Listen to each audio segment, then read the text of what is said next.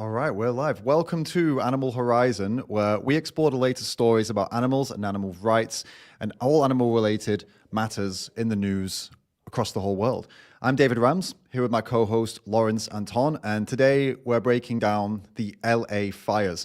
We're going to discuss what sparked them, what's really fueling them, and something that almost no one is talking about. So, Lawrence, you've heard of what's going on here, right, with these fires? Yeah, I've been keeping up to date, and it's pretty brutal. And yeah, I think you're going to get into some stuff which I actually, honestly, I've seen no one talk about. Literally no one. Yeah, I've seen, to be fair, one person I've seen talking about it, and that's how I got onto it myself. And so I'm really excited to get this out there, and I hope this is going to help a lot of people understand what's going on a little bit more. But if you've seen this in the news, I'm assuming that the LA is on fire, and that what these fires have done. I mean, people have lost their lives, they've losing their health, their livelihood, their homes, complete destruction of the whole area. It's absolutely wild. It's complete disaster, and something that is lesser discussed, though, on this has been the impact on animals, actually. This is what's been going on, by the way. Just the death tolls has climbed to 25 in certain areas, and it's an absolute travesty. It's an absolute disaster. But there's a lot to this that's been missed. And as I said, animals to begin with is where a lot of it is being missed as well. Like, a lot of people aren't looking into how this impacts animals. We'll take a look into that now before we get to the stuff that no one's talking about. So as you can see, there's been some animal rescues, which is amazing. Some people are really stepping up. This rescuer crammed 15 dogs and 2 cats into a Prius, which you wouldn't imagine could be possible, but amazing that they did that, and got others getting horses, pigs, and donkeys out to safety. A vet turning the clinic into a shelter, taking in 41 animals. And unfortunately, many animals have been lost. But yeah, the general consensus is that a lot of people have been really stepping up, which is amazing. But it's unfortunately not all been good. There has been some reports of people actually abandoning their animals to the point where I'll show you on the screen now, where this sanctuary over there, an animal shelter, has been taken in 300 animals because people haven't been taking their animals with them. And so that's obviously incredibly disappointing and incredibly sad that people have been leaving their animals behind. In times of disaster, a lot of people do freak out and do things like that, and it's just really sad because the animals are just as scared as the people, freaking out, right? And they know even less about what's going on, which is just incredibly heartbreaking. Here also we have some scenes here of it'll play again in a moment. Let's just pull that back of mountain lion and cubs, in the middle of a residential area, escaping the fires, which is unheard of that they would even venture in like this, especially with cubs, because animals, when they have their babies, they tend to stay to, wherever's safe, and obviously wherever humans are generally isn't safe. And people are saying, as you see in the tweet there, please be kind and avoid shooting them, because people would normally kill them because they're very dangerous to, people and kids and pets, and obviously. So it's a really, really messed up situation for the humans and the animals over there. Now, we're going to get into now is what everyone came here for, is okay, so what potentially started this? And more importantly, and I think more what we're going to get into is what is prolonging it, and what has allowed it to get as bad as it has gotten, because there's a lot of people saying a lot of things. So I'll fly through this because we want to get to the point of discussion, which is relevant for us today. But the ideas that are floating around, so it's arson is one of them. Some people have been arrested for starting fires, which is insane. Like, people have been arrested for starting fires after the main fires started. So some people are saying, well, actually, what about if it was somebody who did that in the first place, right? That this was how it all began. And as I said, some people have been arrested for that, which is insane. Climate change, a lot of people are saying, more progressive-minded people are blaming the fires on climate change. They say that the particularly dry climate and high winds sparked a fire and allowed it to spread really rapidly. Trump is claiming that the reason the fire has been allowed to spread so rapidly is because the government there directed water to save a fish called the Delta smelt, which is a tiny, tiny little fish that's endangered and protected by law. And apparently a significant amount of water was redirected away from California to save that fish from extinction, which has been criticized. A lot of people don't buy into what he's saying. And one thing that a lot of people are paying attention to now, which is very controversial to talk about, but you can go look into it if you want. The LA Fire Department has actually not been seemingly doing a lot of focus on preventing fires. Seems that they've been more focused on diversity and inclusion. And there is a clip going around now of one of the fire chiefs actually saying on camera that many of the women working there probably wouldn't be able to save a man from a fire because they're so heavy, right? And tends to be only men that can lift other men up. And she said, but that's the man's fault for getting himself in a fire in the first place anyway. And this is out there on video. So a lot of people are now pointing the blame there and saying, hey, well, maybe if they were spending more time focused on preventing fires and fighting fires, maybe this wouldn't be as bad as it is. And there's one more thing before we get to the main point, that Joe Rogan interviewed a firefighter sometime, I think it was last year, and he had been pointing out that there was a lot of things wrong with how they were managing the infrastructure and the trees and the leaves and all the dead plants and things like that, that actually were setting it up for a fire of this magnitude that no one was doing anything about. So this is not something new. This is not something that's crazy. This is been something that people have been predicting for a while, actually. Even down to the water shortages, this has been something that has been brought up. It's not a surprise. So yeah, there's a lot there. But there's one thing, Lawrence, that we're going to get to now, which is what hardly anybody is talking about, and it's quite sinister, and it's kind of linked with what Trump said. So Trump's making these claims that water has been taken away from California to save the fish, and he's going really hard on this claim, trying to slam the people who made that decision. But it turns out, actually, that the Colorado River, which supplies LA with a lot of its water, is mostly being used to supply water to animal agriculture. And that not a small amount. And I'll load this up now so you can see where I found this out, or where I started looking into this, because it was from a tweet by Wayne Chung, actually, who's a friend of the channel, a great activist. And as you can see here, he says the fire hydrants ran dry when the people need them the most, while the proximate cause of the shortages has yet to be diagnosed. The underlying cause of water shortages in California is quite clear: animal agriculture. And as you can see here, 55%. Yeah, that's a massive amount. It's ridiculous. So 55% of the water is going straight to animal agriculture, to growing food for animals in an insanely inefficient and wasteful system, which it is, because they're growing copious amounts of crops to feed animals.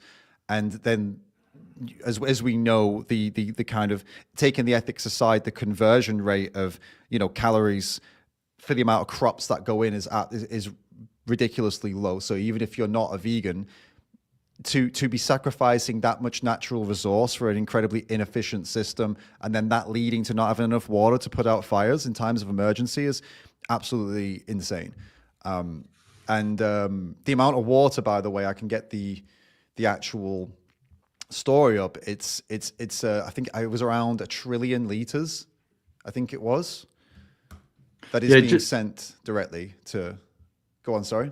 No, I was just going to say, it's just another thing to add onto the, really bad sort of regional or global scale externalities that come out of animal agriculture. Like, another one that we're all very aware of is zoonotic diseases, coming out of places like factory farms. Like, even if you put aside, the fact that animals are being killed and this is horrific, just the outcomes that could come back onto us as humans, like, exacerbating wildfires or making it more likely for zoonotic diseases that are really bad to, develop.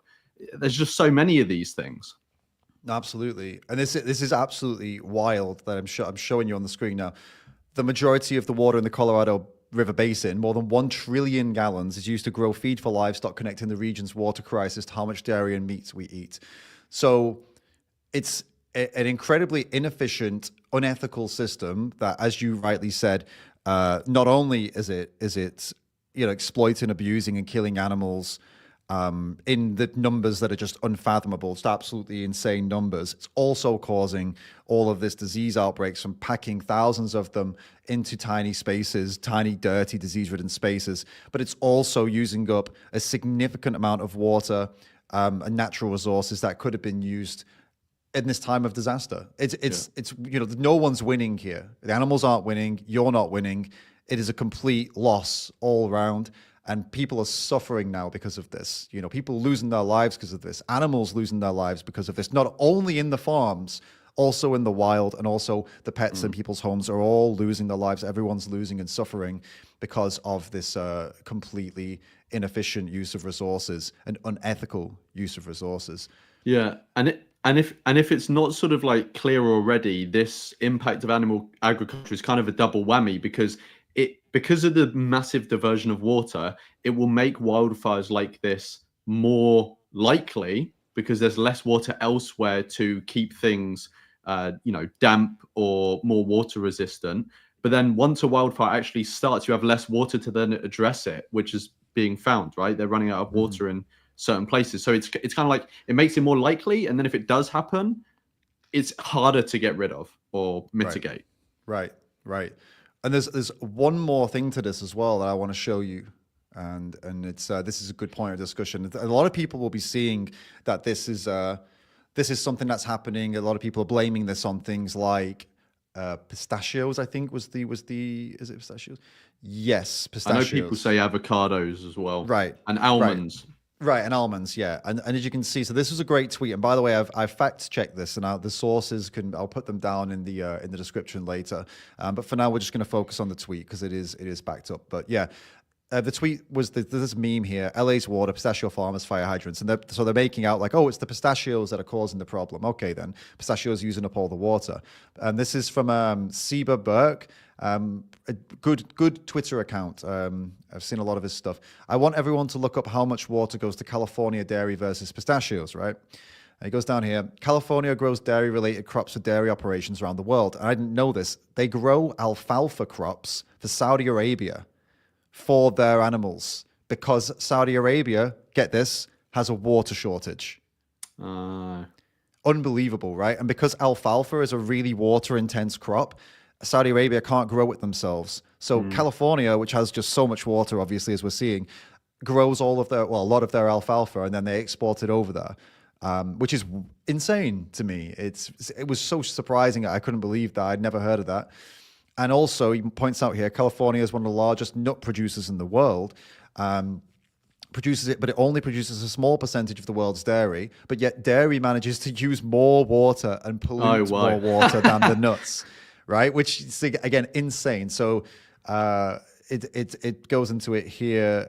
California is home to nearly 1.7 million dairy cows, part of mega dairy operations. And yeah, the water used for alfalfa, which is a big part of that, but the dairies themselves are using 142 million gallons of water a day. 142 million gallons a day for the dairy industry in California, which is a tiny percentage of the dairy industry of the USA. Which is, I mean, these numbers are shocking. It then goes into here how obviously the alfalfa is grown primarily for dairy cows, and points out that dairy could leave California and go somewhere else where the water isn't so scarce, but pistachios couldn't because pistachios are predominantly produced in California, if you understand what I mean. So that industry is mostly in California, whereas the dairy industry is obviously spread out over the whole country. So there's no reason for dairy to be there. So then you'd ask yourself, why is it there and why is it getting all this water? Well, that's the discussion to be had, isn't it? That's what we're going to chat about now. So this is what I would say is a very, very big thing that needs to be discussed that isn't being discussed, not being discussed by Trump, who's focusing on this fish. Oh, they redirected the water for this little fish. Okay, then, Trump. Why don't we talk about how they're redirecting trillions of gallons of water for animal agriculture? Why are we not talking about that versus whatever this endangered fish, which it doesn't even look like it's as big a deal as he's making it out to be? Why would he not speak about this other issue? Why would he not be saying we need to get dairy out of California? Well, then we know why, don't we? Yeah, I there might be more, but I can think of two main reasons. One is going to be that obviously the industry is in bed with the government. Everyone knows how much money is in politics, not just in America, but there's money in politics everywhere to more or less extent, but this is a pervasive issue, right? And we all know that animal agriculture gets massive handouts from the government, massive support if it's not doing so well. This is also the case in the UK as it is in the US, and it'll be true in many, many countries around the world. And because there's such a tight-knit relationship between government and animal agriculture, they're not going to want to suggest something that's going to cripple animal agriculture in at least one part of the US, right, to solve this problem. They'd prefer to like politicize it, right? Pick a small niche issue like this species of fish, which I've forgotten the name of already. You know, it's like pick something which maybe there's a grain of truth surrounding it. You know, maybe some water is being diverted, but you can blow it up into this big political issue, and everyone suddenly for a week becomes the most knowledgeable expert on this fish in the world. And no one is, you know, paying attention to the elephant or the cow in the room, right? No, 100%. And then and then obviously it's not going to be like, it's not going to win favor with voters, because this is instantly going to be our government wants to shut down animal agriculture. They're trying to take our meat away from us. And, you know, especially in America where it's all about freedom, all the narratives about freedom. And then all the farmers they'll get together, they'll all join forces, they'll come out and try and protest, and they'll cause massive issues. And then the politician who made this decision will lose the support of farmers, and farmers tend to get the support of a lot of people, right? Because they feed the country. And so you lose the support of your farmers, you're going to lose the support of a lot of people. And it's all political. This is why nobody's going to talk about this. The only people who are going to talk about this are activists. And that is part of the problem. There needs to be more mainstream discussion on this from people that are not only associated with activism. Otherwise, imagine if, I just would love to hear what the Californian public would say if they saw this, and if they realized that the reason that the reason you just lost your home, the reason you lost your family member, the reason that your dog just got burned alive is because of animal agriculture siphoning off like literally trillions of gallons of water to use an incredibly inefficient system so they can put super, super cheap animal products on the shelves for you, actually, if you're eating them. I wonder how those people would feel, and if that would change their perspective, and if they would move forward and they would say, you know what, I'm going to choose animal-free options from now on, and I'm going to make a big statement here and try to make it so that politicians move end these systems here, end these mega farms in California. Even if it's only in California, you know, that would be a huge step in making changes, right, in the system and attacking the system. If the average person would realize that who their real enemies are here. Yeah, I mean, I would hope that some people would change their habits, right? But the thing is that when it comes to individual action, especially around something like a wildfire, because a wildfire is seen as such such a big thing. Some individual behavior, like, okay, having a barbecue on a parched field, right, where there's like no water, everyone can see the direct connection between that and a wildfire starting. You don't have to be a genius to see that. Or throwing a cigarette, you know, into the bush or something. Everyone can see that. So it's kind of obvious that people are going to make that behavior change. Maybe there's research out there, but I don't see it happening, that people are going to make a behavior change based on a link that is more indirect, if you get what I mean. Well, I think they would have to, unless they want to see this happen again, because it's not like wildfires are going anywhere, you know? It's not like wildfires are going anywhere. And I would hope that people share this part of the stream, that maybe, you know, just send people here and just say, hey, let's watch this first part of it, and have them realize, because as you can see, all we're doing here is joining the dots and showing people some information that nobody else is talking about. I mean, I went through all the other reasons that the fire has been exacerbated and not been dealt with properly, but this is also a huge reason. And I think this is one of the biggest reasons, but it's probably more of an amalgamation of all of the things that I mentioned. In one way or another, some less than others, though. I think it's probably a combination. I'd say Trump's thing is probably lower on the list as a reason this has gotten as bad as it is. I would say animal agriculture is top of the list. I would say the lack of focus on the fire department actually looking into preventing fires is probably high up there as well, as it seems they were focused on other things.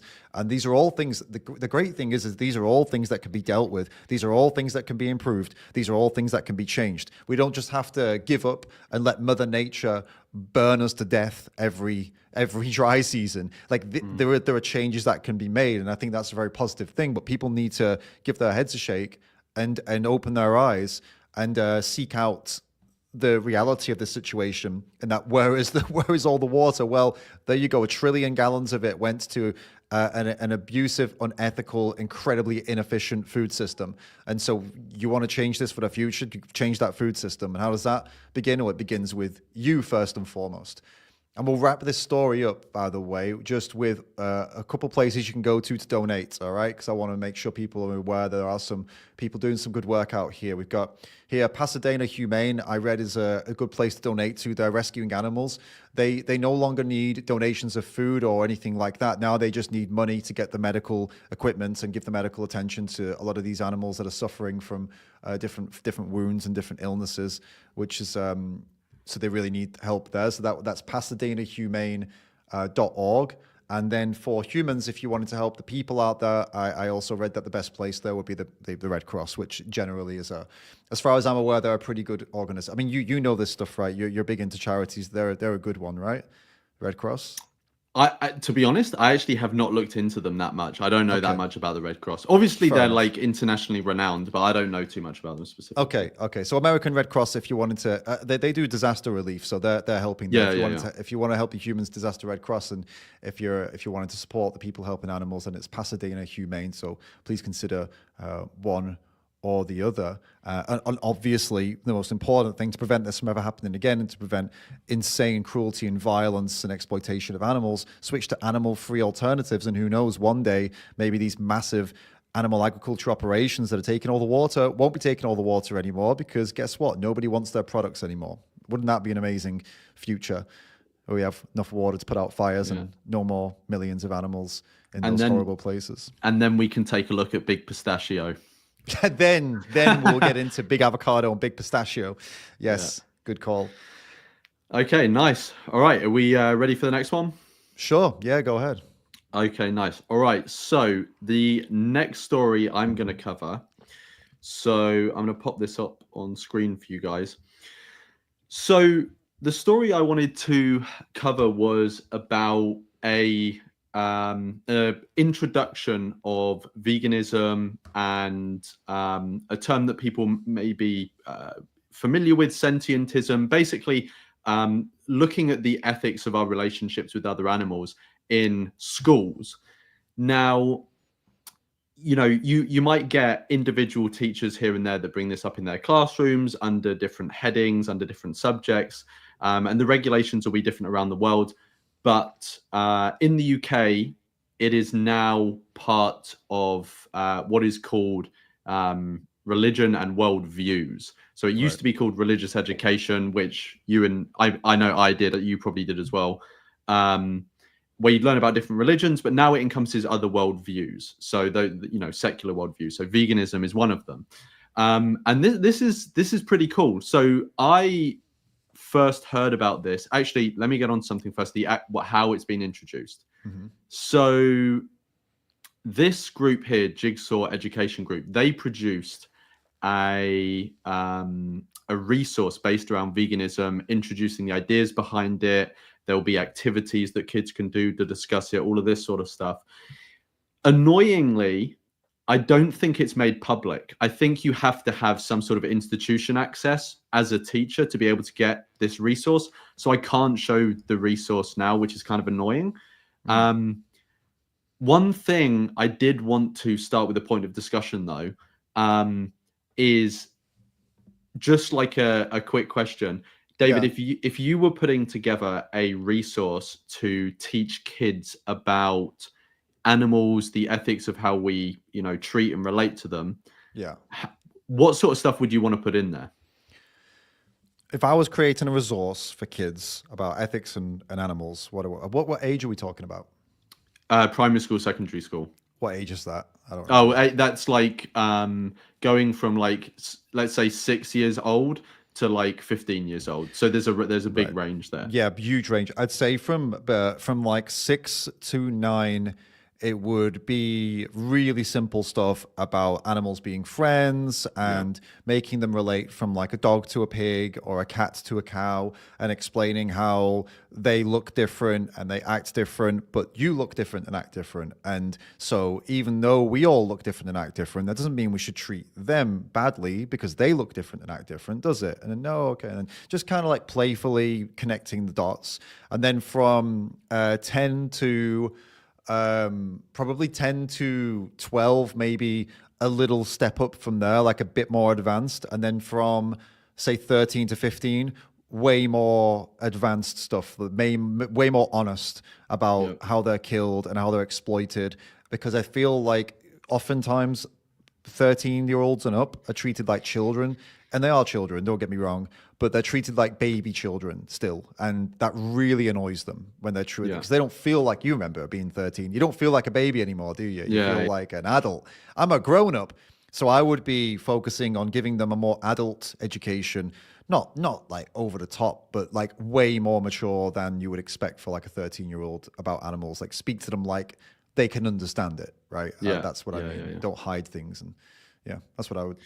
No, I kind of agree. For younger ages, I would just introduce very basic ideas, and then the older the children get, the more I would the more I would like sway towards, this is how we impact them, Sure. Yeah, right. And not necessarily telling kids what to do or anything like that, because that's not necessarily the place of school, in that domain anyway. But like conveying to them how our choices can impact animals, right? So then children are equipped with the knowledge of what's happening to animals and how their actions or our actions collectively impact them, right? So, and then they can bring that up with their parents and et cetera, et cetera. Annoyingly, we don't have access to the resource, so we don't actually know what it looks like. But it was put together with Jigsaw in collaboration with the Vegan Society. Okay. So you've got this official group, the Vegan Society, that were responsible, at least in part, for putting it together, right? So hopefully it's good quality stuff. I actually first heard about this through, I don't know if you've come across him, Jamie Woodhouse. So he runs this podcast, Sentientism Podcast, which is basically about changing our view so that we see all sentient beings as having moral value, right? Not just human beings. And he's done some really good interviews, if people want to check them out, with people who work with education institutions or inside them. It's a flattering screen grab you got there. Yeah, I know. for that poor woman.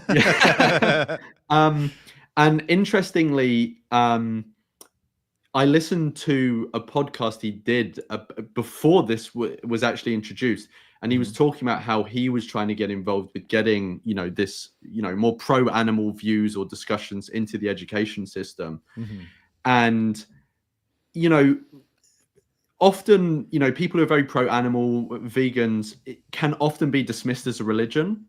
So, which obviously is false. So you don't necessarily want it to be taught under the banner of like religion and worldviews, because it's just going to make that false connection stronger.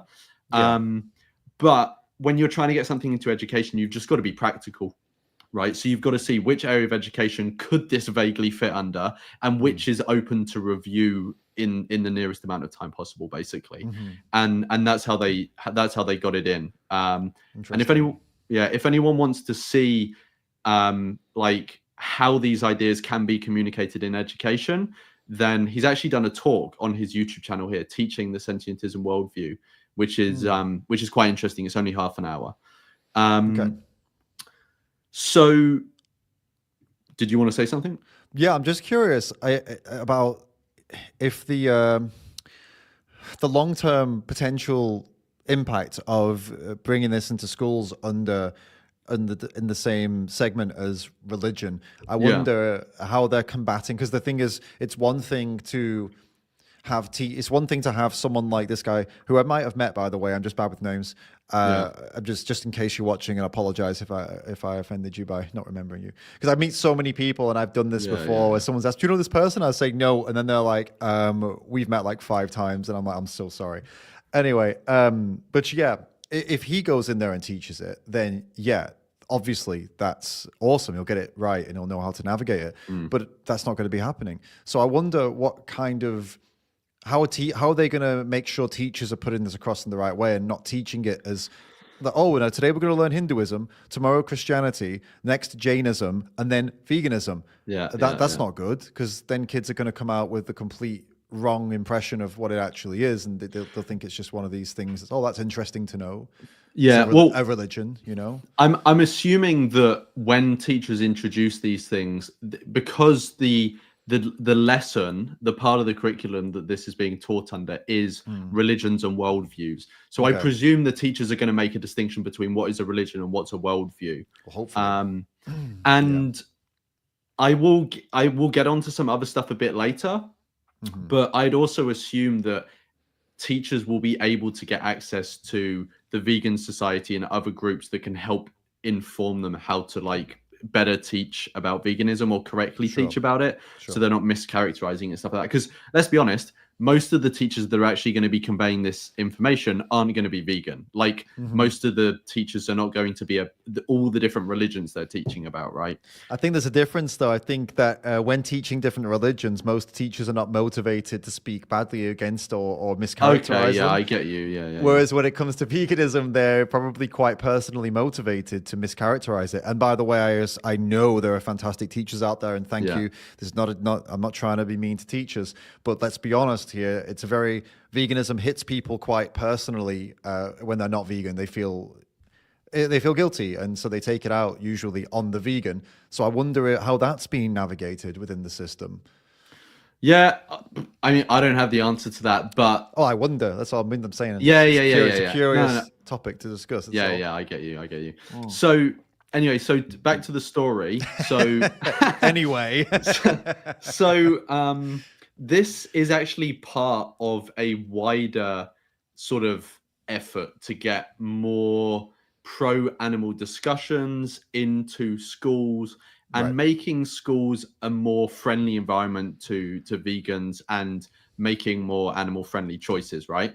So a lot of people watching might know of Dale Vince. His name isn't actually up here. Well, here it is, if you can see that.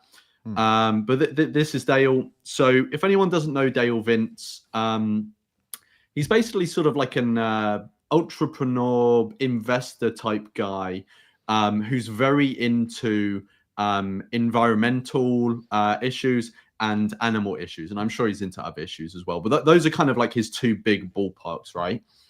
And just to give an example of like another angle at which pro-animal people are trying to nurture more pro-animal sentiment in school is this. So and actually this is something that I wanted to have a discussion with you about, David, because I think this would be interesting. So basically people can read the full article for themselves, but what's being done here is that so Dale, his involvement with schools so far, as far as I'm aware, is he has a company called Devil's Kitchen, which provides fully plant-based food to many schools around the UK. My understanding is that a quarter of primary schools, so that's 25% of primary schools in the UK, are supplied with vegan food by Devil's Kitchen, which is Dale's company. And he recently expressed that he would like to help the government to remove a law which requires schools serve meat and dairy. Now, I might be butchering the law here, but my understanding is that this law applies to state-run schools. So if you're a state-run school, my understanding is that you have to have the option of meat and dairy at lunchtime, right, for kids, Right. or well, I was going to say or breakfast at breakfast clubs, but I don't think kids are having steak for breakfast. But you get what I mean. There Right. has to be the option of meat and dairy at the schools for food, right? Okay. And my understanding is that is in law for state schools, not for public schools or they're actually private schools. It's just a dodgy wording in the UK, or like independent schools. We're actually going to get onto that later because there's some cool stuff happening around that. So the thing I wanted to discuss with you, though, David, is that it's interesting, right? Because in the previous segment, we were sort of, I mean, we didn't expressly say we were criticizing, but it was basically a critique or a criticism that animal agriculture is in bed with the government, right? And they are spending money to influence government so that essentially they benefit. Maybe they're also maybe they are genuinely, trying to also influence the government to do stuff that they care about. But let's be honest, it's probably just to make themselves money, right? Yeah. But we also have a case here of Dale Vince. Now, I don't know all the details, but I'm just going on what has been reported. So Dale Vince, we know, is a large donor to the Labour Party, right, who has just got into power. He has expressed interest in certain things happening.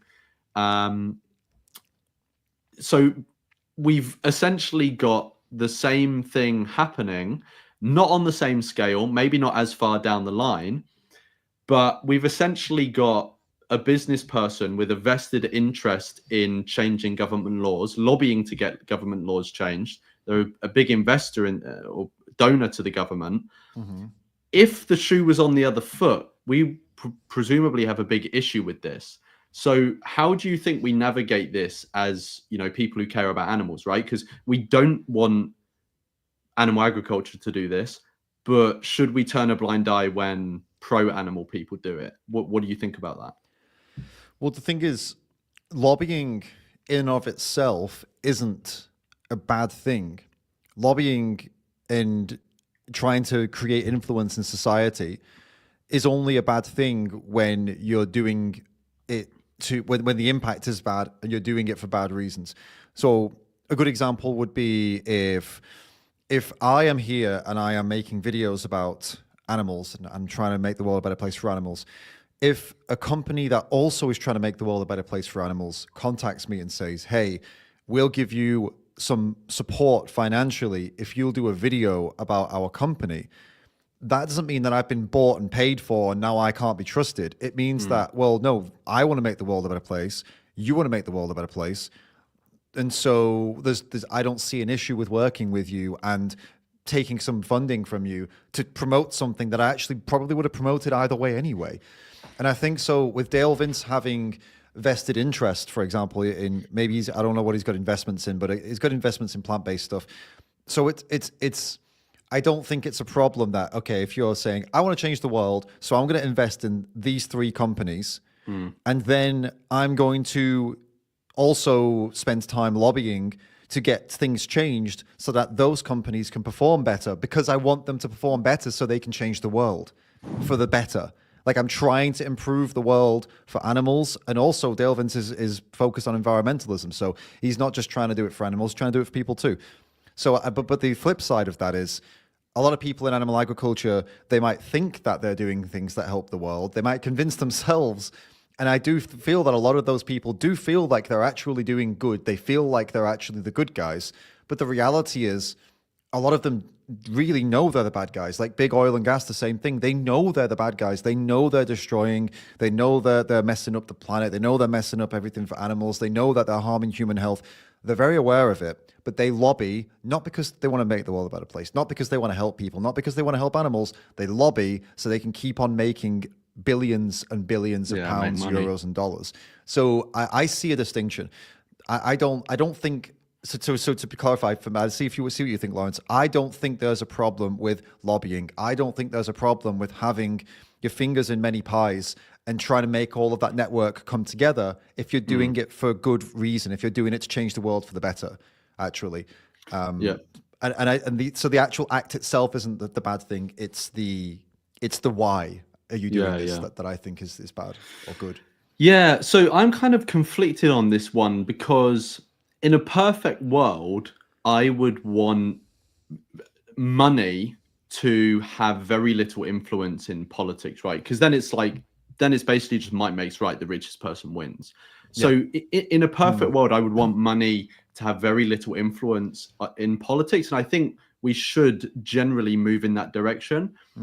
But given we live in reality and not in a perfect world, and money does have a massive influence in politics, whilst we're making the journey hopefully towards it having less influence, the influence it is going to have, I would prefer pro-animal people Right. to have more of that influence than non-pro-animal people, and obviously people who I support on other issues as well, whatever.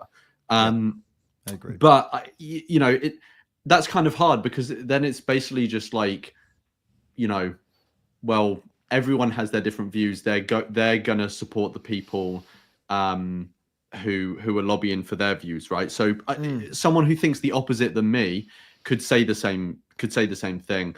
At the end of the day, if they do, I just hope we win and we just beat them.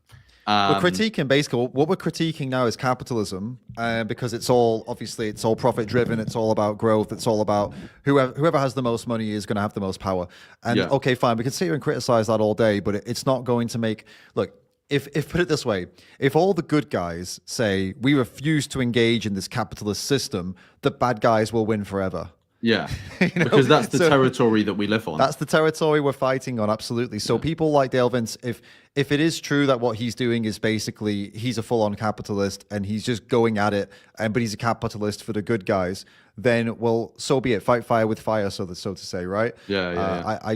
It's not ideal. I agree with you. Maybe we could have a better system in a wonderful, perfect world where money didn't just make the world turn, right? Where something else did. Love made the world turn in this perfect world, but it's not the one we're in.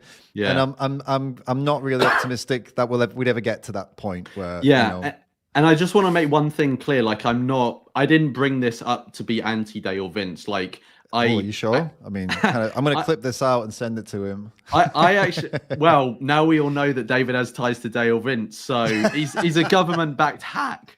No, I'm joking, but yeah, like I have no reason to dislike Dale Vince. Like, he's doing things that I agree with. So yeah, as far as I'm concerned, more power to him. But I thought it was a good. You can tell him to his face. Maybe he'll give me some money. So yeah, but anyway, so back to the story. So this law that he's trying to get taken down, it's interesting. So like I said, it only applies, as far as I'm aware, to state schools. And interestingly enough, there is an independent school that this law wouldn't apply to that is fully plant-based. So it's the UK's first vegan school, which, maybe people will bicker about the terminology. Maybe it's fully plant-based school because veganism is about ethics, but whatever. But it's called the Our Lady in, I actually don't know how to say this, Our Lady in Shan School. Show me, I can't see the name. Put the name up. Here. Oh, do you see that? Is it not Sion? Maybe. I don't know. I feel like it looks Irish or something like that. Our Lady of, I don't know. I think it's Our Lady Sion. Sion, because it's probably to do with some religious thing. Maybe. Yeah, I think it is a religious school, but I might have that wrong. Anyway, but that's very cool. That there is already a fully plant-based school, because this just sets an example for it sets a precedent, right? So that when Dale is lobbying for his thing, or we're trying to introduce more pro-animal discussions in schools, if schools or people generally are resistant to this change, we have schools we can point to and say, look, there is a school there. All of the kids are perfectly healthy with respect to this, right? They are enjoying themselves. They are, they're incredibly annoying. They're getting completely adequate grades, all of this sort of stuff that people care about. They're just doing it while eating plant-based, right? So I think this is really good that we have a school that's helping to set a precedent. Yeah, it's just going to be a bit of a shame when the media is covering it, because you know, some of the kids come into school and they do some, you know, megaphone protests and start, you know, all the vegan activism, right? It's gonna be an absolute mess. They start all standing up on top of their school desk going, "Oh, vegan, my vegan," covering each other in red paint because they thought the other one was wearing some kind of animal thing, but it's cotton. Yeah, you know, people. Isn't it weird how a lot of people? This is a side, just complete. I'll let you back on track, I promise. But a lot of people don't realize that cotton doesn't come from animals. Did you know that? People think it does. A lot of people, especially really? TikTok generation. What animal? I don't know. TikTok generation, I've noticed, especially younger people like on TikTok, or you can tell they're younger the way they type. They do genuinely don't understand. I don't think the youth of today understands a lot, to be honest with you. I think brain rot has been quite severe, and they think cotton comes from an animal. So they always point out like, "Oh, you vegans are wearing, you know, cotton, so you're not really vegan." Well, anyway, going off tangent. Sorry, get back to your story. My bad. Yeah. So yeah, so that's very cool. I just wanted to like give a shout out to a couple of other organizations I came across that are part of this effort of trying to get more pro-animal messaging and discussions in school. So you've got Veganism in Education here. They work on stuff like this. They've got, you know, Peter Regan as a patron. Another cool group was Vegan Inclusive Education. And what they've done is quite cool. So they've actually put together this pack, basically introducing veganism as a concept. And this pack is based around how to make your school more friendly to its vegan students. So, you know, pointing out the fact that, I don't know if you can see my cursor, but pointing out the fact that it's part of a duty of care. It's a legal requirement now, since it was a couple of years ago that veganism became a protected belief. So that's very cool. There's these resources out there which are good to know about. One final thing I wanted to touch on is how the meat industry are fighting back. So the Scottish meat industry, and I'm sure there are other instances of how the animal agriculture are fighting back, but this is one instance. So Scottish meat industry launched a meat vouchers for school campaign.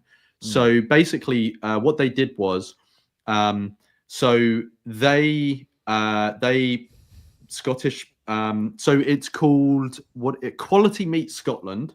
So they're the group that set up this voucher scheme.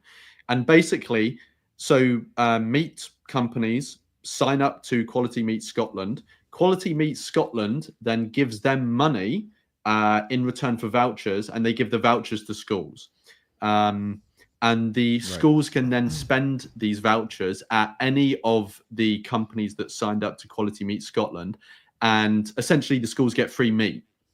Obviously not all of their meat is free, but enough with the, you know, whatever they use the voucher for. And this is obviously the industry trying to increase the consumption of meat in schools, normalize meat eating with kids. But now, this may be strange to people's ears, but I actually think this is a somewhat positive sign, because what it shows is that the industry is becoming desperate. And that pro-animal voices are enough of a threat that they feel like they basically just need to give money away, right? Because this is essentially what the industry is doing. These companies presumably pay to sign up to this label. The label then gives them their money back, right, for vouchers that go to schools. So essentially, they are giving their own money away to get kids to eat to eat meat, right?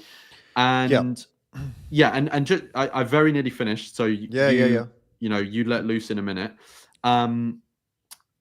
And just bear in mind that, so this is, you know, many companies who want to make money specifically targeting children with a product which is a probable carcinogen, right? Which has been labeled as a probable carcinogen by scientists and the preponderance of evidence, right? So this is something we need to take into account. Like David said, these aren't these people are trying to win favor, just like Dale Vince is, but these people are doing it for a cause that is just trying to make them money, is transparently violent, and is going to likely increase the risk of cancer and other ailments in kids. Yeah, definitely. So yeah, I will hand over to you. No, yeah, I wanted to mention the. You gotta switch the screen over if you're gonna pull it down. Right. Unprofessional. No, you're totally. You're right on that last bit. It is absolutely shocking what they do, but with what they're doing regarding the vouchers and all that stuff, it could well be that they're doing that with the intention of hooking these kids onto basically a lifelong addiction to their product. Yeah. And they might see it as, okay, yeah, it's going to cost us money in the short term, but it might, them taking action is clearly because of what you said. It's because they're threatened. And that is a good thing. It's good that they're threatened. However, I wouldn't jump to the gun of saying, well, they're giving their money away, so clearly they're on the ropes. I'd say it's kind of like getting cigarettes into schools. You know you're going to have a smoker for life, probably. Yeah. I think that's what they're doing, actually. Cheap advertising. Oh, yeah. I mean, it costs them a little bit of money to get the kids to eat meat, but they're going to make a lot more money for when that kid eats meat for the next 40 years of their life before they have a heart attack. So, that's not me hoping that happens. I hope that never happens. But if they're promoting... I mean, red meat of all the. If we take the ethics aside, obviously, it doesn't matter which animal's being killed. We understand that. Obviously, we are vegans. But if we're speaking just purely on health, on the health side of things, they're promoting the meat that is the most associated with health risks. And so, if you're getting the kids hooked onto the meat that is most associated with health risks, there's probably going to be more of a chance that they suffer from those big three killers as they go into their future, and they don't seem to care about that. They just want to get them hooked. So it's shocking, to be honest with you. I would be less shocked if it were. I would be less shocked if it were they were trying to promote fish, or if they were trying to promote chicken. I would still disagree with it on ethical grounds, obviously, and the no difference between a fish and a chicken and a cow. They all don't deserve to have that done to them. But in terms of health-wise, it does surprise me that they're going all in on red meat. I'm surprised that would be what they go for towards kids. And how has that been allowed to happen? I suppose would be the question, when it's pretty well established at this point that red meat is a danger for people to eat. So yeah, crazy. Is that your story concluded? Yeah, cool. It's on to you now. That was very interesting. There's one more thing I did want to ask you about, actually. That thing where they're trying to get the law changed to stop them. Yeah. So there's laws in schools, to clarify that, make it so that you have to have meat and dairy on the menu. You have no choice. That's the law as it stands now. Yeah, if you want, I can get the story and read out the part of the article that says that, but that's my understanding. Yeah, it's all right. We'll just go with that. I'll just trust you on it, because I was surprised that existed. That's all. And that should be removed. It shouldn't be by law that they have to have it. That's crazy to me that it's by law that they have to have it. Yeah. So yeah, no, that just goes to show you how far lobbying can get you. If you spend enough time on it, put enough people in enough places, and have enough money, you can make it so that your product has to be served in schools by law. Absolutely insane. Should never have happened. So the next story that I'll get into now actually is, I think some of you might have already heard about this one. It is about this cow that was recently born through IVF. In vitro, I can't remember what IVF stands for. What does it stand for again? In vitro fertilization, that's the one, came back to me. So basically, this is the first cow that was born without a traditional pregnancy. Actually, it may not be the first, but it is the first born in this way, so that the cow actually has a lower carbon footprint, like lower emissions. I think that's the point. It's something like an environmentally friendly in vitro grown cow that has been born, and they're saying they could change the dairy industry forever. And there is a clip, actually, I'll load up that briefly it kind of explains it. And with the clip, there's also some very interesting public comments that I'm really excited to show you guys, actually, because I was very happy to see this. All right, let's load up. So here's the clip of what's been going on. Let me know if you guys get audio. Lawrence, if you get audio, tell me, and then we'll know it's working. It's a big moment, all right. You get that? Yeah. Great, perfect, okay. It's a big moment, all right. This is the first calf that's been born and bred expressly for reduced methane emissions in dairy cows. We have for 40 or 50 years been selecting animals for improved productivity, improved health and welfare, reduced size, and so on. But this I guess it reflects a change in emphasis now to include selection for animals that produce less methane compared to their herd mates. And how do you think it will potentially impact the dairy industry, Professor? Well, what it will do is it will give farmers the tools to respond to the signals that consumers and the government are sending, which is saying we want more greener produce. And so they're changing all of their other practices, like the way they handle manure and the way they crop their fields and so on. And in this particular case, what they're doing is changing the way they select animals to include in their selection objective those animals that have reduced methane. Now, the thing about genetic improvement is that it's permanent and cumulative. So Hilda is the first in a line of improved calves, and her calves will be even better than she is, and so on and so on. And over the generations, Hilda's descendants, or ascendants probably, will be much better at producing food without producing methane. So that's the situation then. And before we get into this, let me read a couple of these comments for you, because I was pleasantly surprised. This is Sky News, by the way, on Twitter. Now, obviously, there's Eric Lindstrom, who's a vegan. He's the director of executive director of Farm Animal Rights Movement. So a little biased, but just let's see where we keep going. Okay, you filthy. There you go. That's one pretty strong comment. It seems like also could be a vegan, but it keeps going, and a lot of these people aren't vegan. Just leave the cows alone. Messed up.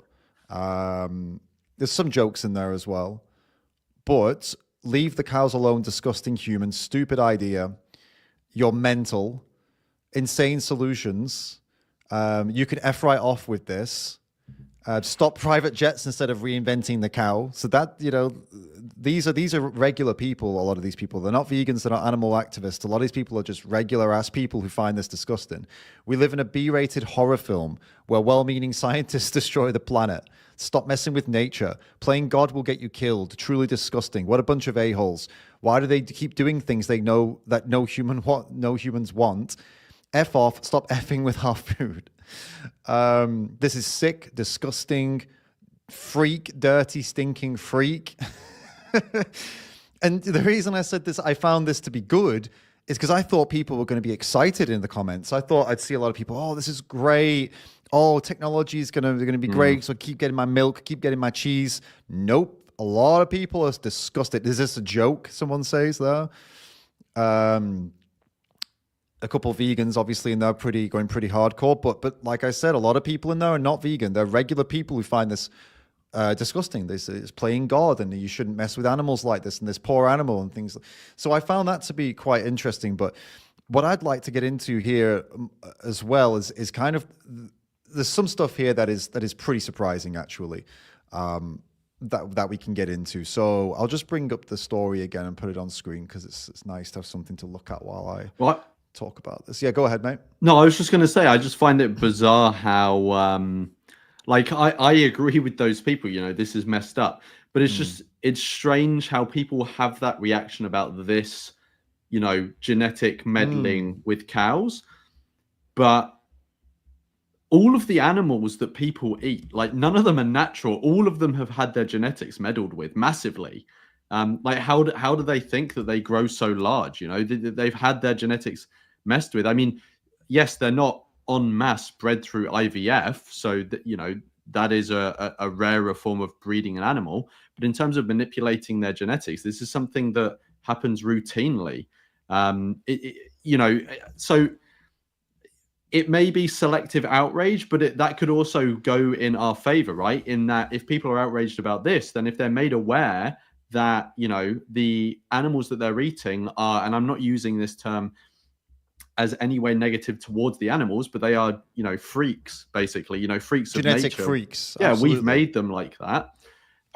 Hopefully that will help to wake people up, but who knows? Who knows, right? Who knows? But there's a lot to this story that I want to put forward. And give me your reactions as we go through, because I think you'll find some of this stuff surprising. So check this out, right?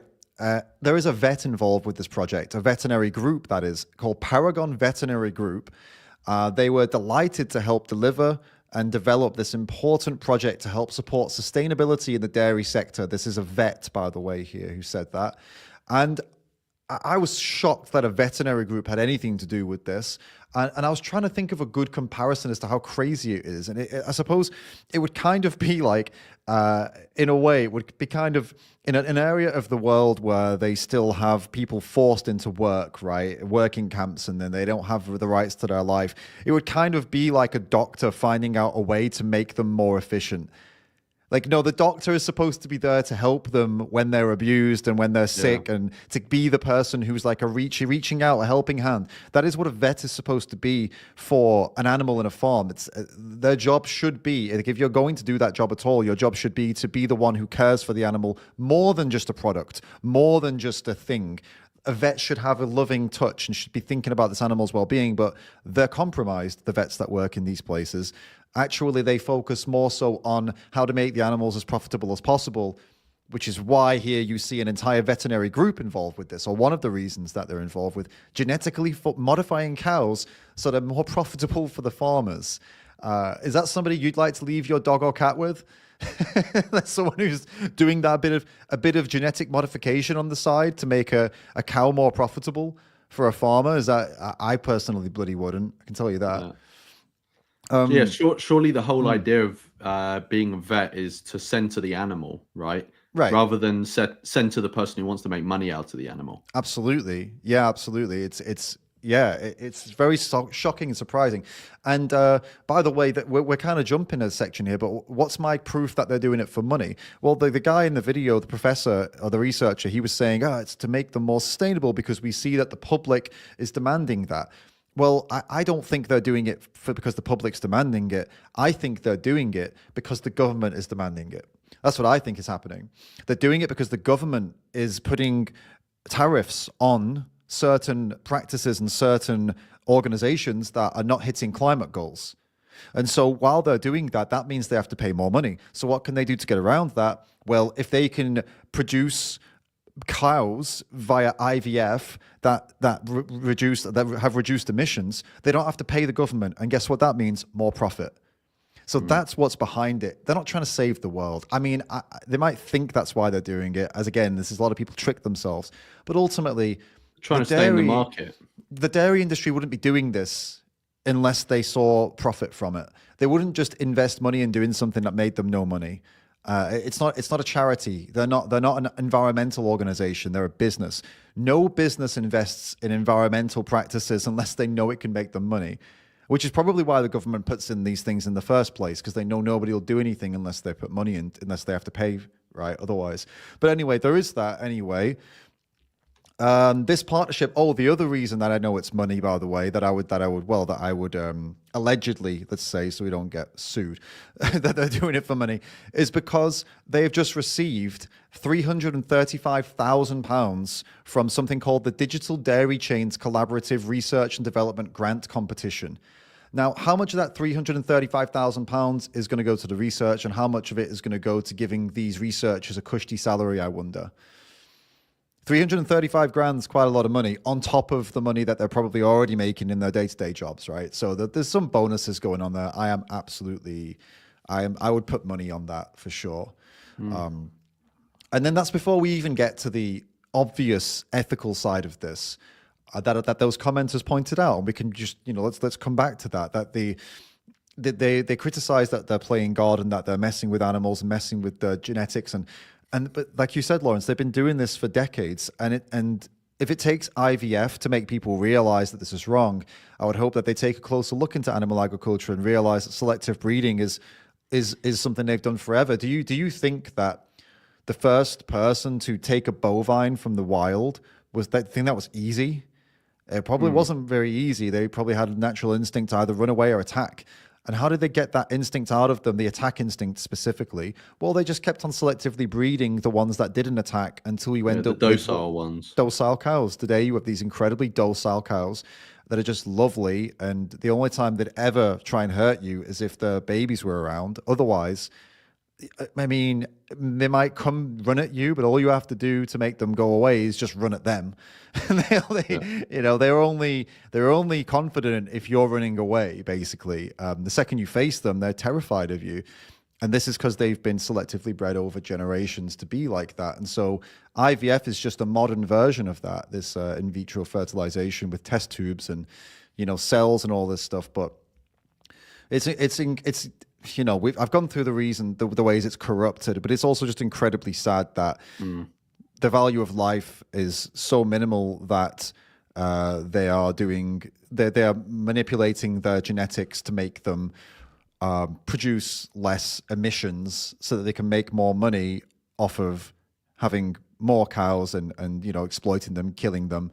And so it's overall it's I don't know how it's been received by the public in general, but at least on social media, it seems it's being received badly, which is good. And the only hope is that this doesn't become the norm, I suppose, and that this isn't the next kind of stage in the horrors of animal agriculture, that actually they just start doing more and more genetic work on these animals. I've seen some cows been genetically modified to be more muscular. I've seen some animals, well, we already know cows have been genetically modified to produce more milk. And these things harm them, and they get more and more. It becomes more and more difficult to rescue them too, because they're not supposed to. They're cumbersome. They're not supposed to live for that long in the way that they've been modified. And when they are rescued, they're supposed to live 20, 24, 25 years, the lifespan of a cow. But you'd be lucky to get 8 out of them, 9 out of them, maybe, if you're fortunate, because they just end up having all these issues. And another horrible thing is that this sort of technology of being able to change the genetics of someone who is going to be born, that can actually be used for good. Obviously, it has a very dark element to it, and we're seeing it here. But these things can be used and are used in some capacity with humans, right? To check whether someone has some sort of recessive gene, and if they do, maybe trying to remove that or whatever. But in theory, it can be used for good. Imagine if any of these darker sides were used in humanity, people would be like absolutely outraged, and I guess they are outraged as well here, right?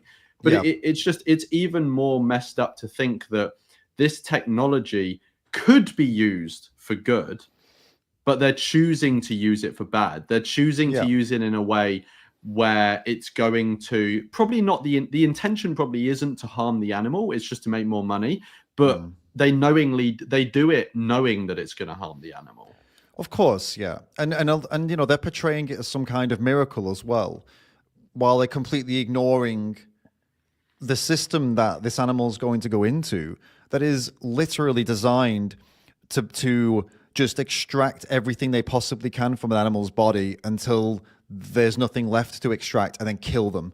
And they're acting, it's a miracle that we have made a more profitable version of this sick system that already exists. It's not like they've genetically edited this cow to make the cow have a better life or anything like that. And that would be still messed up, and I still wouldn't agree with it, but I find that more interesting and more promising. Imagine if they were doing some gene editing we noticed that a lot of cows have joint pains as they grow, or we noticed that the udders get really sore and swollen, and so we've edited the genes to make these things not happen. I would be sat here saying, do you know what? I don't agree with it. I think it's still disgusting. These systems need to change. We can just have plant-based milks. We don't need to drink milk. We drink animal-free milk. However, I'm happy that they're at least considering the animals' welfare. I'm happy that there's some focus on that, and this stuff is expensive. So I would be happy to see that, they're spending hundreds of thousands of pounds on improving the lives of the animal. Okay, well, that I can work with. We can go down that road further and further until, take that empathy and say, let's turn that empathy into animal-free versus just better welfare, right? Great. But this isn't that. This is just turning money into more profit. And it's like going backwards even. I find it quite sickening. And I hope that, I just hope that society also finds it sickening. I would hope that most people say, hey, look, this is the beginning of a very bad road. How about, we already know, if you're talking about environmental impact, we know ethically speaking, animal free is better, obviously. Environmentally speaking, these guys are worried about emissions. Go and take a look at oat milk and compare the emissions of oat milk to the emissions of dairy milk. There's already an answer. Why are you doing this to these poor animals? You know? Yeah. No, 100%. Right. There you Cool. go. That's my take on that bloody story. It's a frustrating one for me, I have to admit. It was quite an upsetting read. But yeah, still hope for the future though. Still hope for the future, and yeah, hope people are against that at least, it seems. So that's good. I want to very quickly take us back to my previous one and just show you that law here. So can you see my screen? Is it on? It is, yeah. Just sometimes it defaults to the wrong one. That's all. But yeah, go on. Yeah. So in the BBC article, it says this must include. So the government guidance they issue to schools in England say they must serve a wide range of foods across the week, and that includes, you can see here, some milk and dairy, and a portion of meat or poultry on 3 or more days each week. Right. But they should. That should be changed to. Okay, so what they need to.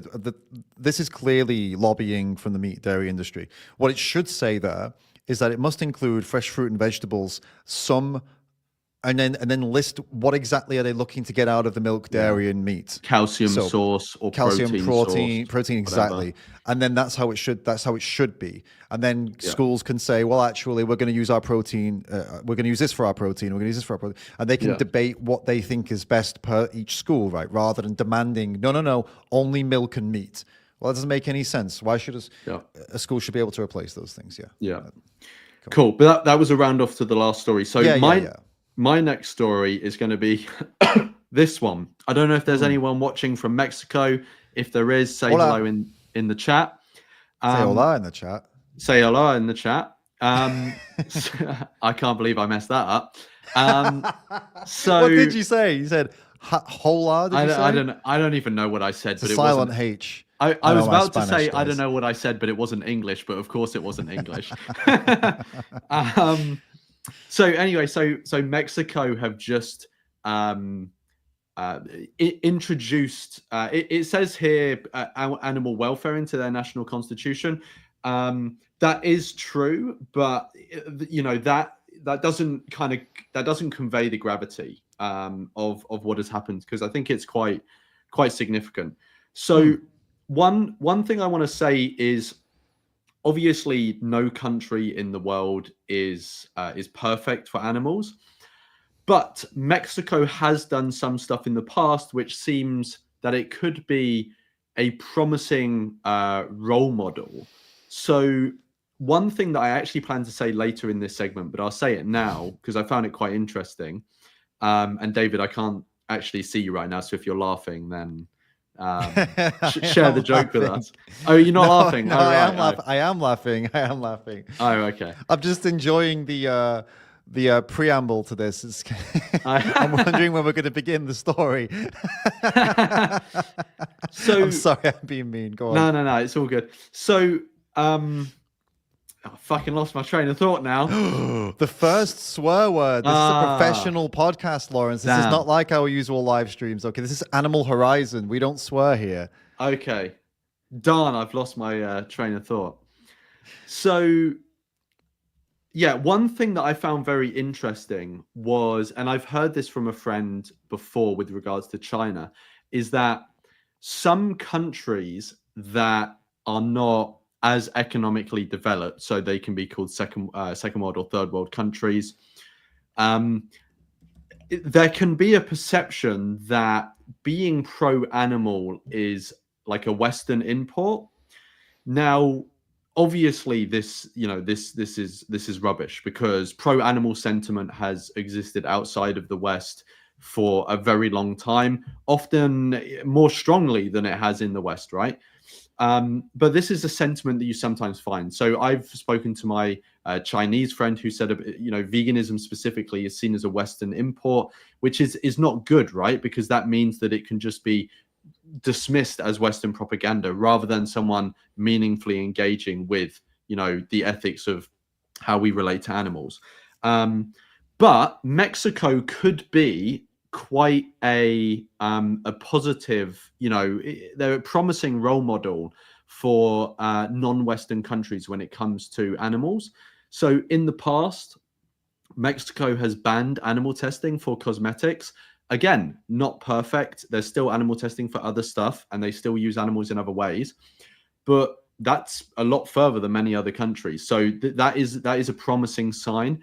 And they're an example of a non-Western role model that other countries can look to. So it's harder to dismiss, pro-animal sentiment or veganism as just a Western import, right? If people do try to do that. But anyway, going back to the actual constitutional change that has happened recently. So this constitutional change has been lobbied for or pushed for by a few organizations in Mexico. So the Humane Society International, the Mexican branch, they were pushing for it.